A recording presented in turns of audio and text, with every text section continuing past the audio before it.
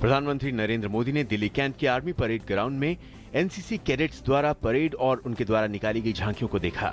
प्रधानमंत्री ने एनसीसी कैडेटों और अधिकारियों को संबोधित करते हुए कहा कि एनसीसी जैसे संगठन देश के सभी लोगों को एक सूत्र में जोड़ने का काम करते हैं और एकता का भाव लाते हैं। प्रधानमंत्री ने संविधान निर्माता बाबा साहेब डॉक्टर भीमराव अंबेडकर का जिक्र करते हुए कहा कि वो कभी भी अपने जीवन में कठिनाइयों से या परिश्रम करने से विचलित नहीं हुए।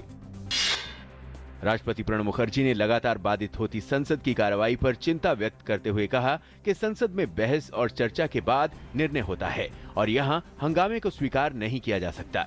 राष्ट्रपति प्रणब मुखर्जी ने अपनी किताब द टर्बुलेंट ईयर के विमोचन के मौके पर ये बातें कहीं। उनकी इस किताब का विमोचन उपराष्ट्रपति हामिद अंसारी ने किया।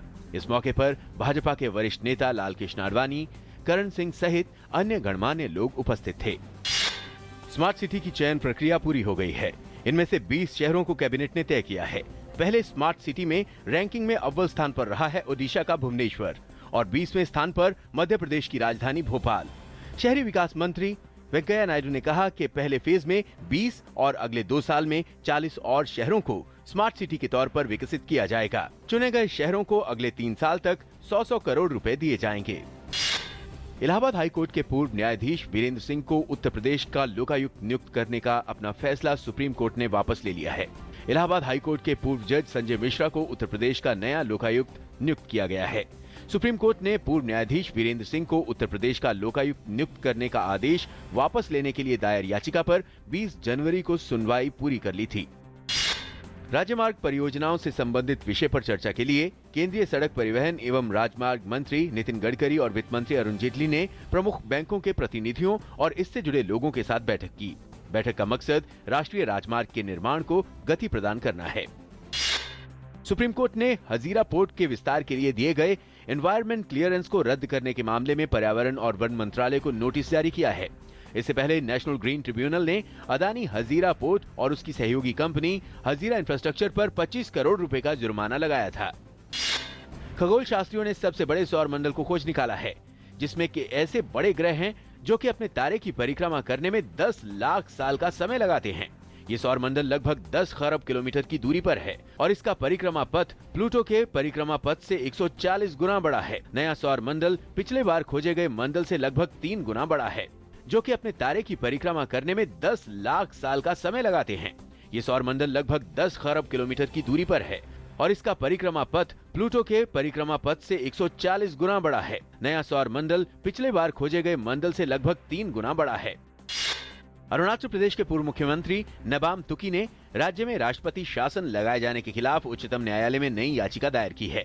तुकी ने ताजा याचिका केंद्र का प्रतिनिधित्व कर रहे अटॉर्नी जनरल मुकुल रोहतगी को ये कहे जाने के बाद दायर की कि पूर्व की याचिकाओं में राष्ट्रपति शासन लगाए जाने को चुनौती नहीं दी गई है, जो याचिकाओं के दायर होने के बाद लगाया गया था। इससे पहले के मामले की अगली सुनवाई सोमवार को होगी। दिल्ली नगर निगम के कई सफाई कर्मचारियों ने गुरुवार को दिल्ली के उप मुख्यमंत्री मनीष सिसोदिया के आवास के बाहर प्रदर्शन कर वेतन के लिए तत्काल राशि जारी करने की मांग की। उन्होंने अपनी मांगों को पूरा नहीं करने पर अनिश्चितकाल के लिए काम को बंद रखने की धमकी भी दी।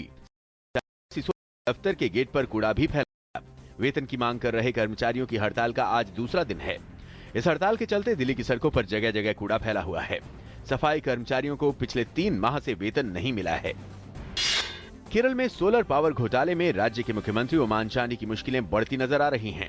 घोटाले की मुख्य आरोपी सरिता नायर की ओर से रिश्वत दिए जाने के आरोप लगने के बाद अब केरल में सतर्कता अदालत ने सौर घोटाले में मुख्यमंत्री ओमान चांडी और ऊर्जा मंत्री आर्यादान मोहम्मद के खिलाफ प्राथमिकी दर्ज करने का आदेश दिया। इससे पहले एसआईटी ने उनसे पूछताछ की थी। स्वीडन में करीब 80,000 शरणार्थियों को देश से बाहर जाना पड़ेगा। स्वीडन के गृह मंत्री ने कहा है कि देश में रहने के लिए 1,63,000 शरणार्थियों ने आवेदन किया था, लेकिन 80,000 लोगों की याचिका खारिज कर दी गई है। महान क्रांतिकारी लाला लाजपत राय की आज जयंती है। उन्होंने ब्रिटिश हुकूमत के खिलाफ लड़ाई में अपने प्राणों की आहुति दे दी। राष्ट्रीय कांग्रेस के गरम दल के प्रमुख नेता लाला लाजपत राय को पंजाब का शेर की उपाधि से नवाजा गया था। उनका जन्म 28 जनवरी 1865 को हुआ। आजीवन ब्रिटिश राजशक्ति का सामना करते हुए अपने प्राणों की परवाह न करने वाले लाला लाजपत राय पंजाब केसरी भी कहे जाते हैं। प्रधानमंत्री नरेंद्र मोदी ने उनकी जयंती पर उन्हें श्रद्धांजलि दी। भारत की सानिया मिर्जा और क्रोएशिया की इवान डोडिच की जोड़ी ने ऑस्ट्रेलियन ओपन के मिश्रित युगल सेमीफाइनल में जगह बना ली है।